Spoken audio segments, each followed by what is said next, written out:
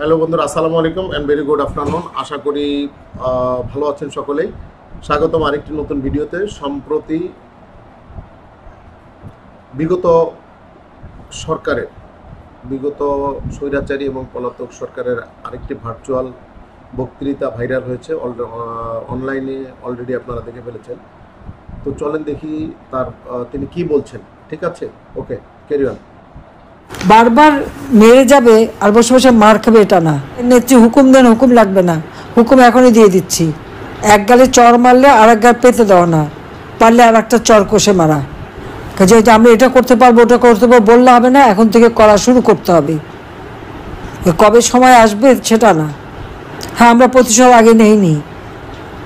2001-এ আমাদের সাথে যা করা হয়েছিল আওয়ামী লীগের নেতাকর্মীদের সাথে, আমি শুধু বলছিলাম ধৈর্য ধরে আমরা আগে দেশটাকে উন্নত করি।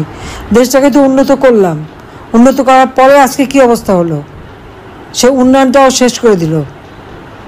তাহলে এখন আর কিসের অপেক্ষা?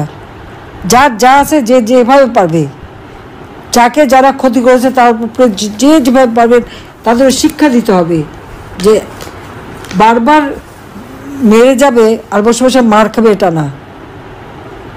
এখানে কেউ কারো হুকুমের অপেক্ষা থাকবে না। আর দুঃসময়ে যারা কাজ করবে, যে যেখানে কাজ করবে, কোন নেতা কি হুকুম দেবে সেটা না। যারা দুঃসময় কাজ করছে তারাই নেতা, যে যেখানে কাজ করবে সেই নেতৃত্ব দিয়েই কাজ করবে।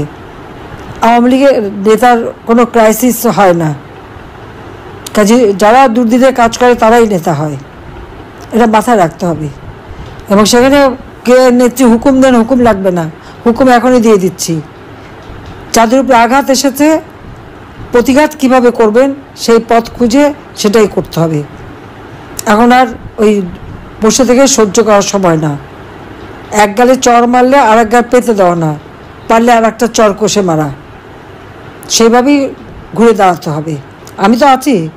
হ্যাঁ, সেই দিন হয়তো বিষয়টা হচ্ছে, আপনারা কিছু অংশ তার বক্তৃতার, তার 3 মিনিট 58 সেকেন্ডের যে বক্তৃতা আছে, এটার কিছু একটা অংশ আপনারা শুনলেন এবং আপনারা নিজেরাই বিচার করবেন সে কি সঠিক বলছে কিনা। সে তার নেতা কর্মীদের নির্দেশ দিচ্ছে যে আর মার খাওয়া না, আঘাতের বদলে আঘাত করতে হবে।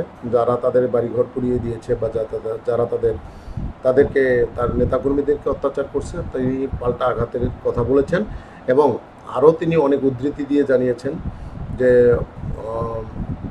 5ই আগস্টে 15ই আগস্টে তিনি বেঁচে গিয়েছিলেন, আল্লাহ তাকে বাঁচিয়ে রেখেছেন, ভালো কোনো কাজ করার জন্যই আল্লাহ তাকে বাঁচিয়ে রেখেছেন। এবং তারপরে তিনি অনেক ভালো কাজই দেশে করেছেন। তার মানে হচ্ছে তিনি বলতে চেয়েছেন যে, তিনি বলেছেন যে যুদ্ধ অপরাধের বিচারের কার্যক্রম তিনি করেছেন, দেশকে উন্নয়নশীল দেশে পরিণত করার কথা ছিল, সেটা তিনি করেছেন। এরকম বিভিন্ন কাজের কথা তিনি বলেছেন। ঠিক আছে, তো তার এই কথাগুলোকে আপনারাই মূল্যায়ন করবেন সে কি ঠিক বলেছে কি না। আর সবচেয়ে বড় ব্যাপার হচ্ছে, যারা রাজনীতি করেন, যে দলেরই রাজনীতি করেন না কেন, আপনাদেরকে মাথায় রাখতে হবে যে যেন মানুষের ক্ষতি না হয় কোনো অবস্থাতে। যদি আপনি আজকে মানুষের ক্ষতি করেন, যখন আপনার ক্ষমতা থাকবে না তখন কিন্তু আপনি দেশে থাকতে পারবেন না, বা মানুষের অত্যাচারের রোষানলে আপনাকে পড়তে হবে। তার মানে হচ্ছে টিট ফর ট্যাট। আপনি আঘাত করবেন, ইট মারলে পাটকেল কিন্তু খেতে হবে। আঘাত করবেন, মানুষ কিন্তু সুযোগ পেলে সে আঘাত ফিরিয়ে দেবে। এটা হচ্ছে সহজ হিসাব। তো আওয়ামী লীগের 17 বছরের শাসনামলে যেসব নেতা কর্মী অন্যায়ভাবে মানুষের উপর জুলুম করেছেন, তারা কিন্তু আজকে এখন বিভিন্নভাবে সমস্যার মধ্যে পড়ছেন, বিভিন্নভাবে নির্যাতিত হচ্ছেন এবং মামলা দিয়ে তাদেরকে জেলেও কি করা হচ্ছে, জেলে পাঠানো হচ্ছে। তো এই হচ্ছে বিষয়। এগুলি কিন্তু শিক্ষা, এবং অন্যান্য রাজনীতিবিদদের জন্য, অন্যান্য রাজনৈতিক দল যারা বাংলাদেশে আছেন তাদের জন্য এটা কিন্তু শিক্ষা।